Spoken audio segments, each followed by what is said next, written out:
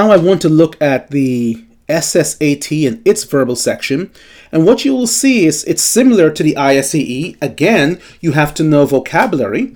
Take a look at some sample questions. The word incognito. Now, how would you know what this word means? Well, if you break it down into its parts, then you have a really good chance of decoding this word. In, the Latin prefix, often means into, but in many cases it means not, and in this case it means not. In means not. Cog, you may recognize cog, like cognizant of something, or cognitive. You might recognize those terms. And cogn has to do with knowledge. So basically, incognito, not knowing or not knowable, something is hidden. And in this case, then you would translate it into the word concealed. Okay? Lackluster. Again, this is a term that you really lacking or missing something, it's not shining. If something is lacking luster, it is dull. Okay, it's dull. It was a lackluster performance. It was dull, it was bland, it wasn't good. Again, very important. Now, let's take a look at the analogy section here. Now, the analogies will ask you to find relationships between words, or rather, I would basically say groups of words. So, let's take a look at this one, epidemic. Epidemic is to disease as what? Well, the best way, if you look at the choices, they can become confusing. You don't want to do that. So famine is to hunger, creative is to creation, persuasion is to composition, mountainous is to climb, ache is to gluttony.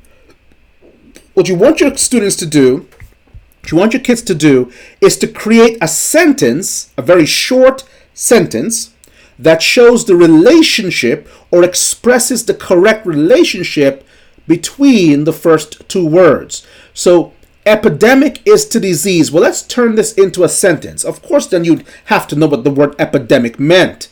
So epidemic is widespread disease. Notice how simple my sentence is. Epidemic is widespread disease. I'm using a very simple, very terse, brief sentence, right? So let's see if now we can take that relationship, that sentence, and take the words epidemic and disease out of it and see if we can say blank is a widespread blank. So I said epidemic is a widespread disease, or epidemic is disease that is widespread, okay?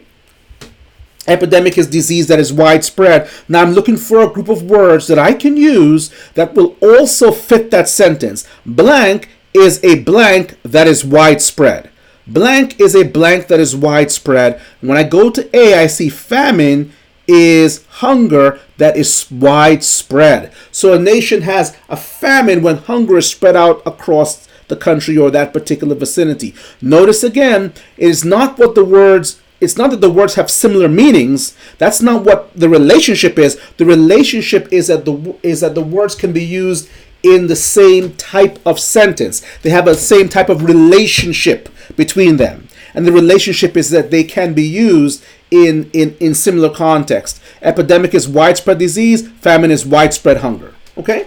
And that's that. So that's the analogy section. So this test has, again, the same thing. It has vocabulary with its synonyms. Verbal reasoning, it has reading comprehension, just like the ISEE, but it also then has a section that really very few exams, I believe, in the United States still have, and that is the analogy section, which questions the student's ability to find the proper and logical relationships between two sentences, and then to take that relationship and find it between another two sentences, another two words, okay?